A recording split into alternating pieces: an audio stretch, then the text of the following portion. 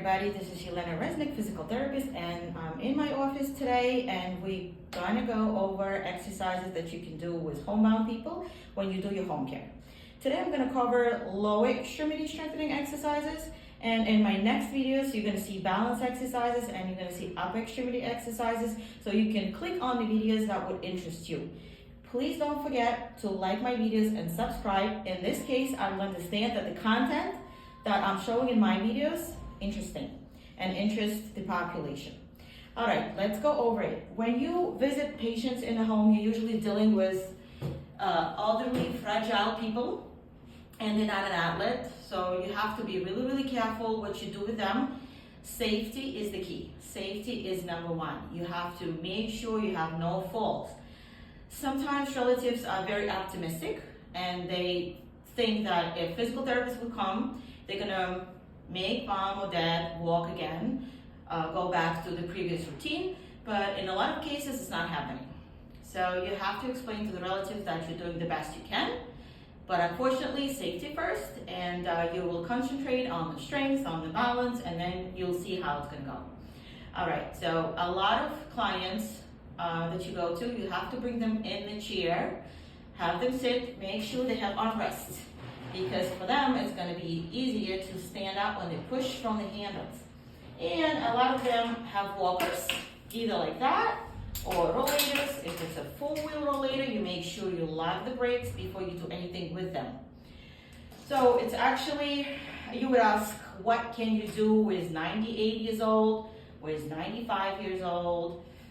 My oldest patient, I believe, was 102, but you can do a lot with them. And you'll be surprised how a lot of people actually love physical therapy and they like to exercise at home if it's interesting for them.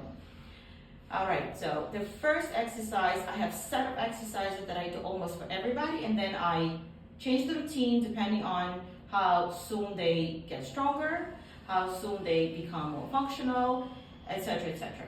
So the first one, you're gonna make them stand, make sure you push from the chair, remind them to push from the chair on the patient, so you know.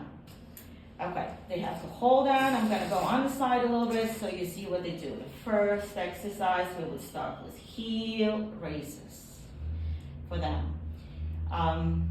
People of certain age, they do develop weakness in lower extremities, especially in ankles and knees. So by doing this, you're working on the ankle joint, you're working on the knee joint, you're working on the hips, you're working on strengthening of the entire lower extremity, and I would do one set of 10. The next one, I would let them march. But make sure they bring the knee up to the level of the walker, so they work other muscles of lower extremities. So I would do about 20 times, one set of 10, depending how you count. The next one, I would let them squat. Yes, believe it or not, I will let them squat, but I will let them squat halfway, not all the way down. So tell them to go down halfway. Make sure you guard them in the back. Make sure you guard them really well, depending on the severity of the balance, the muscle weakness, and so on. So this is what you make them do, one set of 10. The next exercise, what you would do with them, make them bring the walker forward a little bit so you have space on the side. The good one is abduction. When you bring the leg to the side, make them do that one set of 10 times. All right, then you switch legs and you're gonna do another one, 10 times. All right, then you make them, the last one for lower extremities, you make them go forward.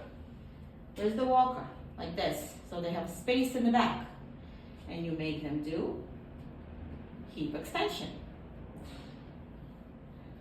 When we work with elderly population, the joints are very stiff. And any exercise is difficult for them, especially what I found is hip abduction and extension. It is difficult because of the tightness of the hip joint. So you're not only working the hip joint, you're also working the back. So you would do 3 sets of 10, and then you would do another 3 sets of 10. okay? But you make sure that the area is clear in the back and secure. So this is very safe because you're not far from the chair. You do have a walker in front of them. If, let's say, at some point the knees are gonna give up, they're gonna collapse on you, blood pressure gets low. Things happen when you work with fragile population, and things happen fast and unexpectedly. So if you're close to the chair, you can quickly guard them, bring them back. So you make sure you create your safely routine around your work area. Then you make them go back.